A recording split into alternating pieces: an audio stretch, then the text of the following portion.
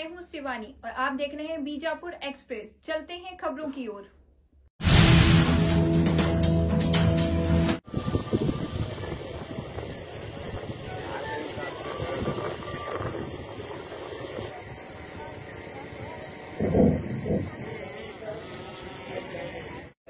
ಮಹದಾಶೆಯನ್ನ ಇಟ್ಕೊಂಡು ವಿಶೇಷ ಅನುದಾನವನ್ನ ಮೃದುವರ್ಜಿಯನ್ನು ವಹಿಸಿ ನಮ್ಮ ಜಿಲ್ಲೆಗೆ ತಂದು ಇವತ್ತಿನ ದಿವಸ ಮತ್ತೆ ನಾಳೆ ದಿನ 2 ದಿನಗಳ ಕಾಲ ಈ ಯೋಗೋತ್ಸವವನ್ನು ಮಾಡಲಿಕ್ಕಿದ್ದಾರೆ.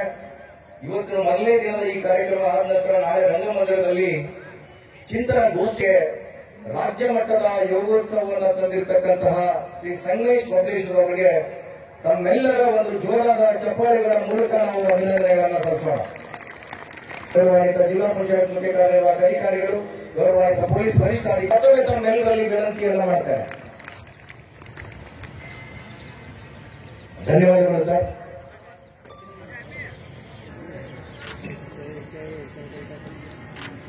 Thank you sir. ಪೂಜ್ಯ ಧನ್ವಂತರಿಯವರನ್ನ ಸ್ಮರಣೆ ಮಾಡಿ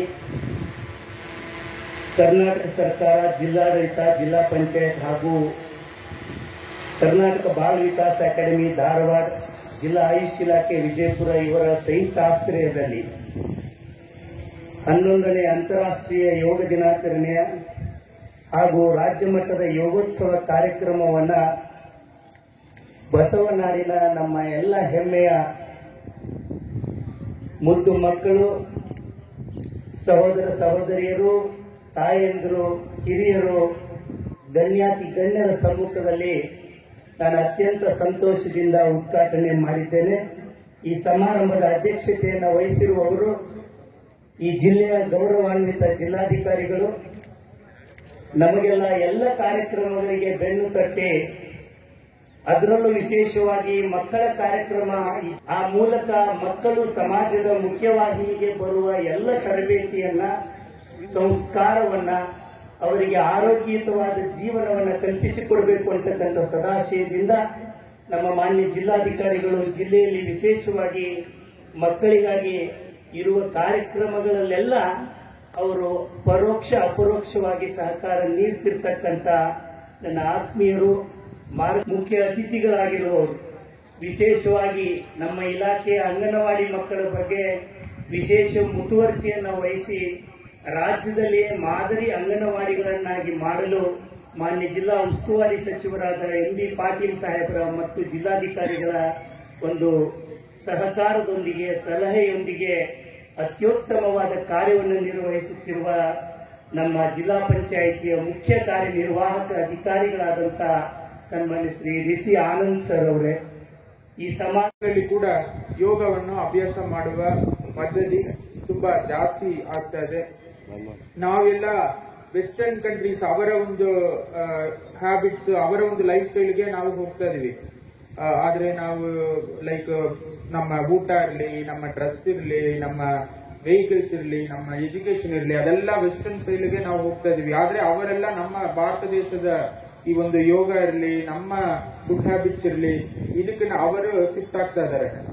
ಸೊ ನಾವು ಎಲ್ಲರೂ ಯೋಚನೆ ಮಾಡಬೇಕಾಗುತ್ತೆ. ಯಾಕಂದ್ರೆ ಈ ಯೋಗವನ್ನು ನಾವು ಏನ್ ಮಾಡ್ತಾ ಇದೀವಿ, ವರ್ಷಕ್ಕೊಮ್ಮೆ ಅಂತಾರಾಷ್ಟ್ರೀಯ ಯೋಗ ದಿನಾಚರಣೆ ಎಂದು ಮಾತ್ರ ನಾವು ಮಾಡುವ ಒಂದು ಪದ್ಧತಿ ಈಗ ಬಹಳಷ್ಟು ಮಂದಿಗೆ ಆಗಿಬಿಟ್ಟಿದೆ.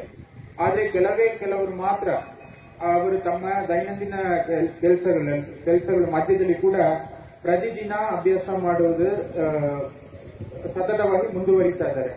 ಸೊ ನಾವು ಎಲ್ಲರೂ ಕೂಡ ಡೈಲಿ ಅಟ್ಲೀಸ್ಟ್ ಒಂದು ಅರ್ಧ ತಾಸಾದ್ರೂ ಈ ಒಂದು ಯೋಗವನ್ನು ನಾವು ಮನೆಯಲ್ಲಿಯೋ ಅಥವಾ ನಮ್ಮ ಶಾಲೆ ಕಾಲೇಜುಗಳಲ್ಲಿಯೋ ನಾವು ಅಭ್ಯಾಸ ಮಾಡಬೇಕಾಗುತ್ತೆ. ಅದರಲ್ಲಿ ಈ ವರ್ಷ yoga for one earth one health, ಆದ್ರೆ ಒಂದು ಭೂಮಿ ಒಂದು ಆರೋಗ್ಯಕ್ಕಾಗಿ ಯೋಗ ಎಂಬ ಒಂದು ಥೀಮ್ ಅನ್ನು ಇಟ್ಟುಕೊಂಡು ಈ ಅಂತಾರಾಷ್ಟ್ರೀಯ ಯೋಗ ದಿನಾಚರಣೆಯನ್ನು ನಾವು ಮಾಡುತ್ತಾ ಇದ್ದೀವಿ. ಕತ್ತಿನ ಅಭ್ಯಾಸವನ್ನ ಮಾಡೋಣ. 2 ಹಸ್ತಗಳು, ಕೈಗಳು ಟೊಂಕದ ಮೇಲಿರಲಿ ಮಾಡುವಂತಹದ್ದು. ನಾನು ಹೇಳಿದ ಹಾಗೆ ತಾವು ಉಸಿರಿನ ಜೊತೆಗೆ ಮಾಡುವಂತಹದ್ದು. ಉಸಿರು ಒಳಗೆ, ಉಸಿರು ಹೊರ ಹಾಕ್ತಾ ಸಂಪೂರ್ಣ ಗದ್ದವನ್ನ ಎದೆಗೆ ತಾಗಿಸಿ. 1 2 ಉಸಿರು ತೆಗೆದುಕೊಳ್ತಾ ಮೇಲೆ ಮತ್ತೆ ಸಂಪೂರ್ಣ ಉಸಿರನ್ನ ಹೊರ ಹಾಕ್ತಾ ಹಿಂದೆ.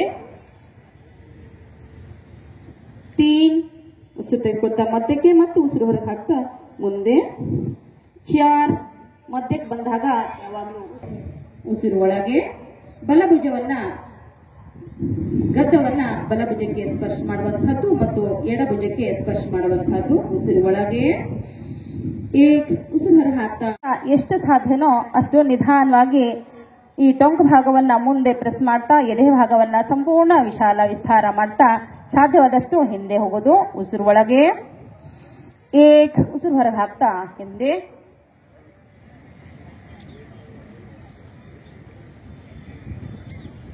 2 ಉಸಿರು ತೆಗೆದುಕೊಳ್ತಾ ಮೇಲೆ ವಿಶ್ರಾಮ. ಧ್ಯಾನಾತ್ಮಕ ಆಸನದಲ್ಲಿ ಕುಳಿತುಕೊಳ್ಳಿ. ಪದ್ಮಾಸನ, ಸಿದ್ಧಾಸನ, ವಜ್ರಾಸನ ಅಥವಾ ಮುಂದಿನ ಅಭ್ಯಾಸ ವಿಶ್ರಾಂತಿ. ಇದು ಮಂಡಿ ನೋವನ್ನ ನಿವಾರಣೆ. ಬ್ಯಾಲೆನ್ಸ್ 2 ವಿಶ್ರಾಂತಿ. ಕೊಟ್ಟಿರುವಂತಹ ಅದ್ಭುತ ಕಾಣಿಕೆ ನಮ್ಮ ಭಾರತ ದೇಶ ಕೊಟ್ಟಿರುವಂತಹದ್ದು. ಎಲ್ಲರೂ ಜೊತೆಗೂಡಿ ಪ್ರಾರ್ಥನೆಯನ್ನ ಜೋರಾಗಿ ಸ್ಪಷ್ಟವಾಗಿ ಒಂದೇ ಸ್ವರದಲ್ಲಿ ಹೇಳೋಣ. 2 ಹಸ್ತಗಳನ್ನ ಜೋಡಿಸಿ ಎದೆ ಮುಂದೆ. ಬಲಗೈಯನ್ನ ಹಿಂದೆ ಇಡಿ. ಎಡಗೈಯಿಂದ ಉಸಿರನ್ನ ಉಸಿರು ತೆಗೆದುಕೊಳ್ತಾ ಕೈ ಮೇಲೆ, ಉಸಿರು ಹೊರಗೆ ಹಾಕ್ತಾ ತಮ್ಮ ಬಲಗಾಲಿನ ಕಣಕಾಲನ್ನ ಹಿಡ್ಕೊಳ್ಳಿ. ಪ್ರೆಸ್ ಮಾಡ್ತಾ ದೃಷ್ಟಿ ತಮ್ಮ ಬಲಗಡೆ ಇರಲಿ.